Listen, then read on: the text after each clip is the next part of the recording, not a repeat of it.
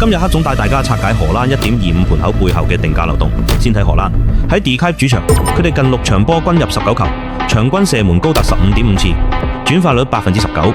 教練朗奴高文呢套全攻全守2.0，核心數據係 PPDA 前場逼搶強度達到咗恐怖嘅8.2，代表阿爾及利亞每傳8次波就會被攔截1次。再睇阿爾及利亞，雖然有馬列斯，但佢哋防線老化係事實。兩名主力中堅平均年齡過咗31歲，轉身速度慢。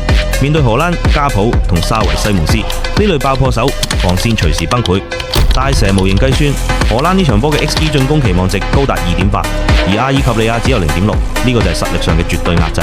既然數據咁懸殊，點解莊家只係開1.25？呢個就係最陰險嘅有空劇本。好多散戶對荷蘭仲停留喺防守強、進攻差嘅過時印象，覺得荷蘭贏波都係小勝。加上阿爾及利亞有非洲杯冠軍光環，導致大量散戶資金湧向下盤，盤口水位被夾硬拉低。大蛇模型計算嘅理性盤口應該係1.5球，莊家故意開錢0.25，就係利用你哋怕買新盤同覺得荷蘭進攻唔得嘅心理偏見，引導資金去下盤對沖風險。關注黑哥加入公開群，每日深度機密分析等你嚟拆局。